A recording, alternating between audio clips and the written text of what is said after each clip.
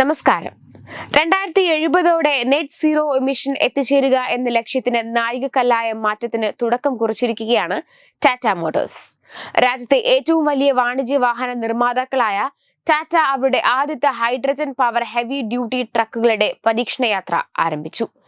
ദീർഘദൂര ചരക്ക് ഗതാഗതത്തിലേക്കുള്ള വളരെ പ്രധാനപ്പെട്ട ചുവടുവെപ്പെന്ന രീതിയിൽ അടയാളപ്പെടുത്തുന്ന ഈ ചരിത്രപരമായ പരീക്ഷണം കേന്ദ്ര റോഡ് ഗതാഗത ഹൈവേ മന്ത്രി നിതിൻ ഗഡ്കരി, കേന്ദ്ര പുനരുപയോഗ ഊർജ മന്ത്രി പ്രഹ്ലാദ് ജോഷി എന്നിവർ ഫ്ലാഗ് ഓഫ് ചെയ്തു. ഇന്ത്യയുടെ ഹരിത ഊർജ സ്വപ്നങ്ങൾക്ക് അടിത്തറയാകുന്ന ഈ പദ്ധതിക്ക് ദേശീയ ഹരിത ഹൈഡ്രജൻ മിഷന് കീഴിലുള്ള ന്യൂ ആൻഡ് റിന്യൂവൽ എനർജി മന്ത്രാലയം നൽകുന്ന ടെൻഡർ ലഭിച്ചിട്ടുണ്ട്. ദീർഘദൂര ചരക്ക് ഗതാഗതങ്ങൾക്ക് വേണ്ടി ഹൈഡ്രജനിൽ പ്രവർത്തിക്കുന്ന വാഹനങ്ങൾ ഉപയോഗിക്കാനും അവയുടെ അടിസ്ഥാന സൗകര്യങ്ങൾ എല്ലായിടത്തും ലഭ്യമാക്കാനും ചെയ്യുന്ന ഇത്തരം പദ്ധതികളിലൂടെ വാണിജ്യ മേഖലയ്ക്ക് വലിയ മാറ്റം കൊണ്ടുവരാൻ സാധിക്കും.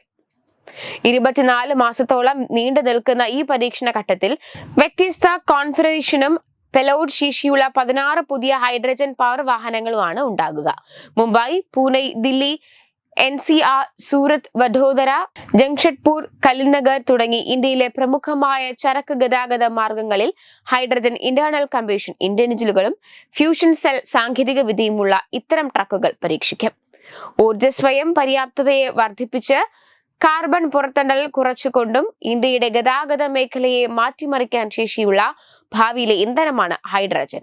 ഇത്തരം സംരംഭങ്ങൾ ഹെവി ഡ്യൂട്ടി ട്രക്കിങ്ങിലെ സുസ്ഥിര ഗതാഗത സംവിധാനത്തെ ത്വരിതപ്പെടുത്താനും കാര്യക്ഷമവും ഒപ്പം കാർബൺ ഗമനം കുറഞ്ഞ ഒരു ഭാവി സൃഷ്ടിക്കാനും സഹായിക്കും.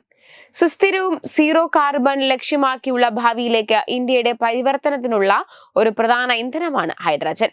ഇന്ത്യയുടെ ഗതാഗത മേഖലയെ ഡീകാർബണൈസ് ചെയ്യുന്നതിൽ ഗ്രീൻ ഹൈഡ്രജൻ സാധ്യതകൾ തുറന്നു കാണിക്കുന്ന സുപ്രധാനമായ ഒരു ചുവടുവെപ്പാണ് ഈ തുടക്കം. ദേശീയ ഹരിത ഹൈഡ്രജൻ മിഷന്റെ ഭാഗമായി ഈ സംരംഭം ആഗോള കാലാവസ്ഥാ ലക്ഷ്യങ്ങൾക്ക് സംഭാവന നൽകിക്കൊണ്ട് പുത്തൻ മാറ്റങ്ങൾക്ക് നേതൃത്വം നൽകി.